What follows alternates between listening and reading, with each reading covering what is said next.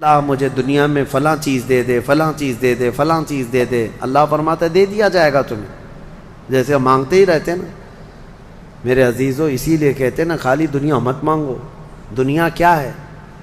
یہ سب مانگنا کہ میرا بزنس، میری تجارت، میری جائیداد، میری پراپرٹی، میری زمین، میرا فلاں یہ بڑھتا جائے بڑھتا جائے، یہ دنیا ہی تو مانگ رہے ہو آپ۔ اور اللہ فرماتا ہے جس نے ہم سے آخرت مانگی ہم اس کو دنیا بھی دیں گے اور آخرت بھی دیں گے۔ اسی لیے دوسرے پارے میں اللہ نے فرمایا فَمِنْهُمْ مَنْ يَقُولُ رَبَّنَا آتِنَا فِي الدُّنْيَا وَمَا لَهُ فِي الْآخِرَةِ مِنْ خَلَاقٍ، جنہوں نے یہ کہا نا ربنا آتنا فی الدنیا، اے ہمارے رب دنیا میں ہمیں کچھ دے دے، اللہ فرماتا ہے دے دیا جائے گا۔ وَمَا لَهُ فِي الْآخِرَةِ مِنْ نصیب، اور آخرت میں ان کا کوئی حصہ نہیں ہوگا۔ من خلاق، آخرت میں کوئی ان کا حصہ نہیں ہوگا۔ وَمِنْهُمْ مَنْ يَقُولُ رَبَّنَا آتِنَا فِي الدُّنْيَا حَسَنَةً وَفِي الْآخِرَةِ حَسَنَةً وَقِنَا عَذَابَ النَّارِ أُولَٰئِكَ لَهُمْ نَصِيبٌ مِّمَّا كَسَبُوا۔ اللہ فرماتا ہے اور جنہوں نے کہا اے ہمارے رب ہمیں دنیا میں بھی اچھائیاں دے دے اور آخرت میں بھی اچھائیاں دے دے، رب فرماتا ہے، اور جنہوں نے یہ کہا اے اللہ ہم کو عذاب دوزخ سے بچا لے، رب فرماتا ہے یہ وہی لوگ ہیں جنہوں نے حقیقت میں حصہ حاصل کر لیا، آخرت بھی مانگ لیا، دنیا بھی مانگ لیا۔ دعا میں ہمیشہ یہی کیا کرو کہ اے اللہ ہماری آخرت اچھی کر۔ یہاں مانگ کر کے کتنا لے لو گے؟ کتنا لے لو گے؟ کتنے دن تک؟ چلو آج آپ نے صحت مانگی، اے اللہ مجھے صحت عطا کر، طبیعت اچھی رکھ، اچھی بات ہے، لیکن کتنے دن تک رہو گے؟ 80 سال، 100 سال؟ 80 سال کے بعد جب بال سفید ہونے لگیں گے تب پھر تم یہ مانگو گے کہ اللہ پھر میرے بال کالے کر دے۔ پیٹھ جھکنے لگے گی تب یہ کہو گے کہ اللہ میری کمر سیدھی کر دے۔ دانت جھڑنے لگ جائیں گے کہو گے پھر اے اللہ میرے دانت صحیح کر دے۔ نظام ہے کائنات کا، صحت کو جانا ہے تو جو جانے والی چیز ہے اس کو ہی ہم مانگ رہے ہیں، جو ہم سے رخصت ہونے والی چیز ہے وہی ہم مانگ رہے ہیں۔ اولاد مانگ رہے ہو یہ بھی چھوٹنے والی چیز ہے، یہ ہم سے چھوٹنے والی چیز۔ ہر وہ چیز مانگتے ہیں ہم یہاں پر جو ہم سے رخصت ہونے والی ہے، اور جو ہمیشہ رہنے والی ہے وہ جنت ہے، اس کا سوال کیوں نہیں کرتے؟ اور ایک امام شیخ سعدی رحمۃ اللہ علیہ کی کتنی پیاری بات ہے، سنو۔ فرماتے ہیں موت سے بچنا ممکن ہے کسی کو؟ بتائیں کوئی بچ سکتا ہے؟ پاسبل ہے؟ موت سے بچنا کسی کے لیے بھی ممکن ہے؟ نہیں ہے، سب کو پتہ ہے، سب کو پتہ ہے امپاسبل، لیکن اس کے باوجود بھی بچنے کے لیے 1000 دوائیاں کھاتے ہیں ہم۔ سب کو معلوم ہے کہ موت سے نہیں بچتے ہیں، لیکن اس کے باوجود بھی بچنے کے لیے ہم روز کچھ نہ کچھ کر رہے ہیں۔ ہم اپنے جسم کو صحیح کرتے ہیں یا بیماریوں کو صحیح کرنے کے لیے پیسہ بھی بہاتے ہیں، سب کچھ کرتے ہیں، ہمیں پتہ ہے کہ ہم نہیں بچ سکتے پھر بھی خرچہ کرتے ہیں۔ شیخ سعدی کی سوچ دیکھو، فرماتے اور انسان کو یہ پتہ ہے کہ جہنم سے بچنا ممکن ہے، موت سے بچنا تو ممکن نہیں، لیکن دوزخ سے بچنا ممکن ہے۔ کیا سب کے اوپر کمپلسری ہے جہنم میں جانا؟ نہیں۔ تو جس سے بچنا ممکن ہے اس کے لیے کوشش بھی نہیں کرتا، اور جس سے بچنا ممکن ہی نہیں اس کے لیے روز کوشش کرتا ہے۔ یہ کیسی سوچ ہے انسان کی؟ موت سے نہیں بچ سکتے، کوشش ٹھیک ہے تم دوائیاں کرتے رہو، لیکن کوشش یہ کرو کہ اللہ مجھے دوزخ سے بچا لے، مجھے آخرت کے عذاب سے بچا لے۔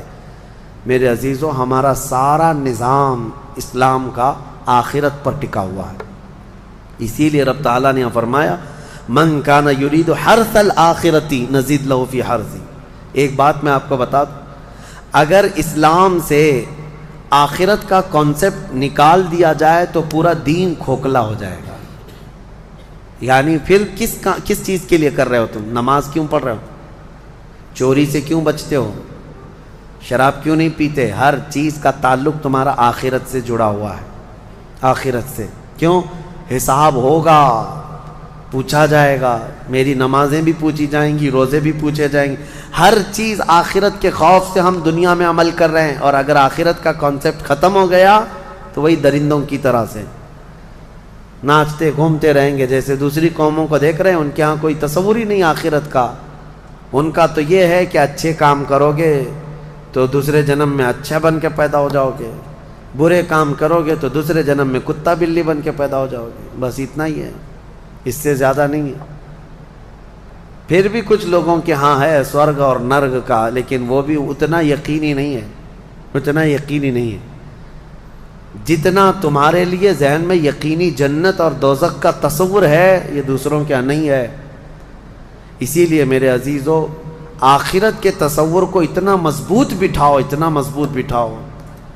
مجھے ایک بات یاد آتی ہے کہ ہمارے ایک بزرگ تھے، میرے بڑے دادا، اللہ ان کی تربت پر رحم فرمائے، پورے علاقے میں لوگ اس بات کے شاہد ہیں، جب بھی کوئی کچھ غلط کام کرتا یا چھوٹی بہت بھی چیز ہلکی نظر آتی ان کو، تو ڈانٹنے کے لیے سب سے پہلا جو جملہ وہ کہتے تھے وہ یہی کہتے تھے، کیا تجھے آخرت کا خوف نہیں ہے؟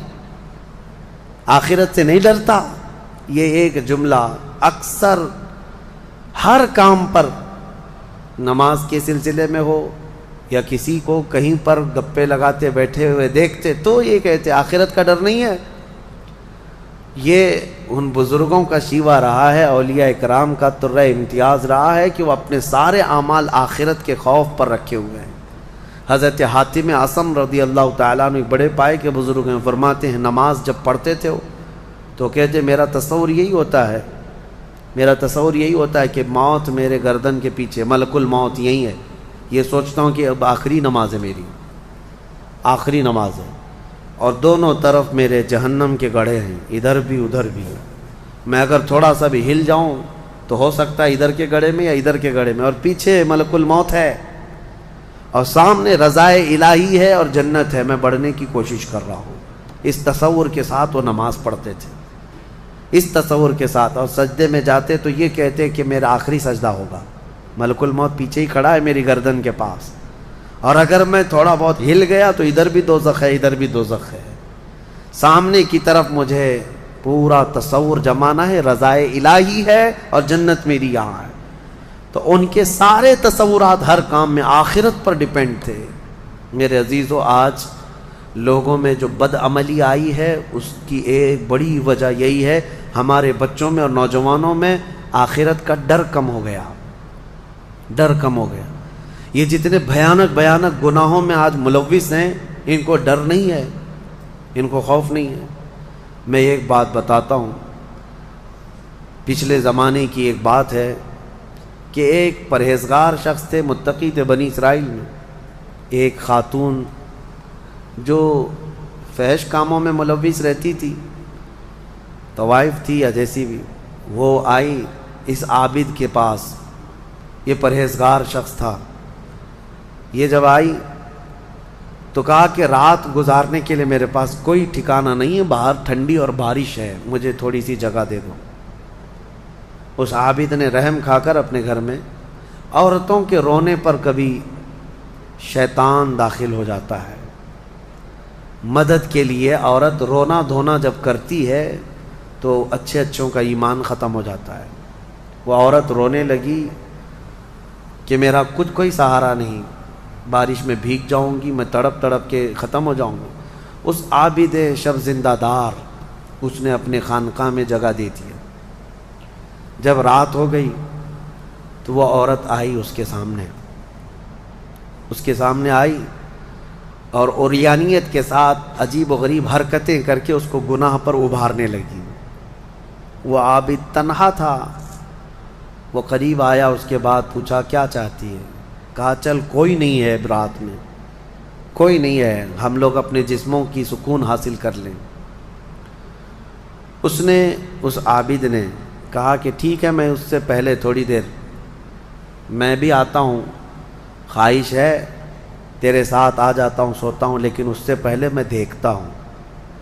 اس نے کیا کیا، گھر میں جو چراغ جل رہا تھا، بہت اس وقت مشعل جلائے جاتے تھے، کرنٹ تو نہیں، لائٹ نہیں، مشعل جو جلائے جاتے تھے، اس نے وہ مشعل کو قریب کیا، پہلے اس میں اپنی انگلی لگایا تو چمڑی جل گئی، ہاتھ جھٹکنے لگا۔ وہ خاتون تیار کھڑی تھی، پوچھنے لگی کہ کیا کر رہا ہے؟ کہا رک جا، دیکھ رہا ہوں۔ تھوڑی دیر کے بعد دوسری انگلی آگ میں لگایا، چمڑی